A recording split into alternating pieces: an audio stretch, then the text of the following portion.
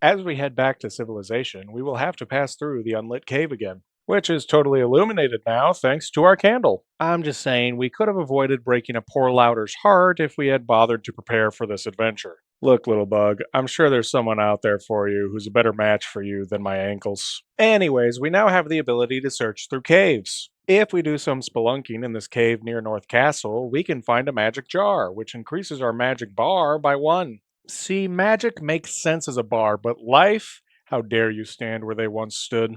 Anyways, if we head into this cave that's in a desert to the north, that's got to be about the same size as the Parappa Desert somehow, we can find this statue.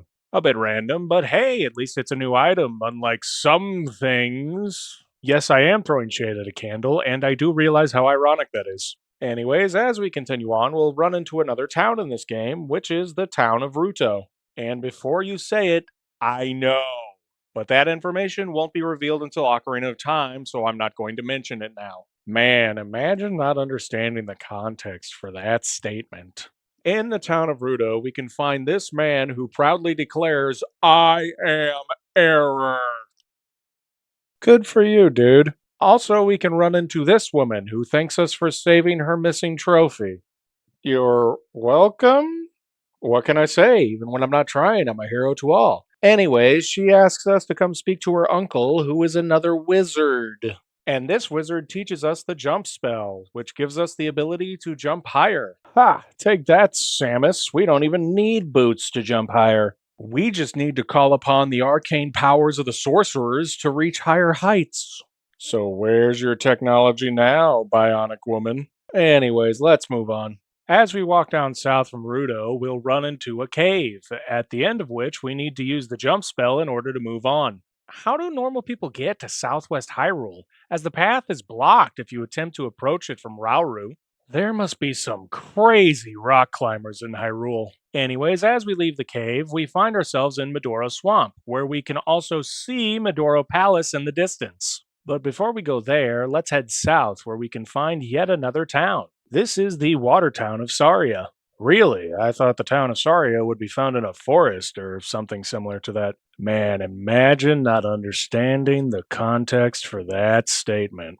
Anyways, in this town, you can find people who will say something along the lines of, the eyes of Ganon are everywhere. And some of the villagers here will transform into the bat like keys, because I guess those count as eyes. So much for southwestern Hyrule hospitality. You can also find a lady in purple who is fretting about because she lost her mirror. If you go inside of this abandoned building, you will find the mirror hidden under the table. How in the world did you wind up losing your mirror this far away from your home?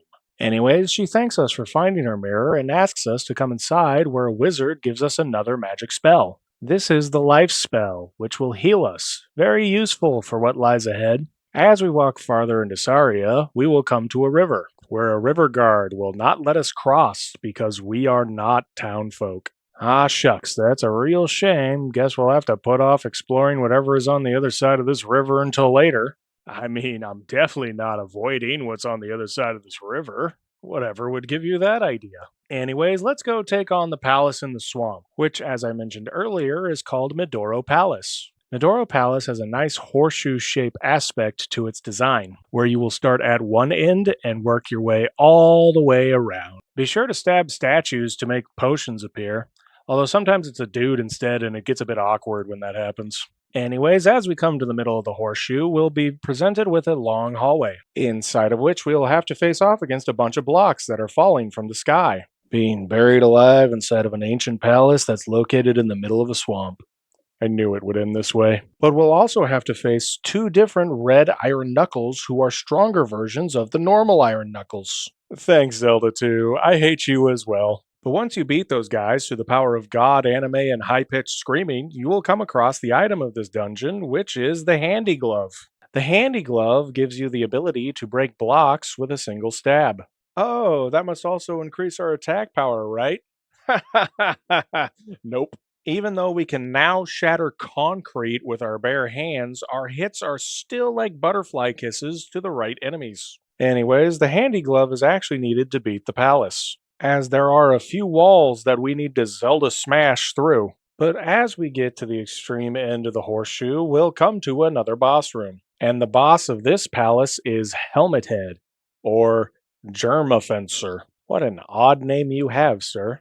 Anyways, Gesundheit over here fights a lot like how Horsehead did. Once again, all you gotta do is stab him in his Mazura.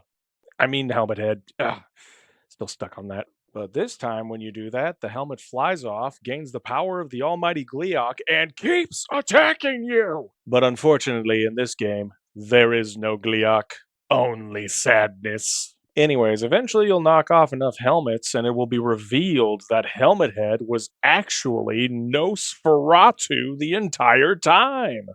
What a twist! So nothing changes, just keep stabbing him in the head until he explodes. Then go put another crystal into another statue's head. 2 palaces down, now where do we go from here? We gotta go across the river in Saria, don't we? This is gonna suck!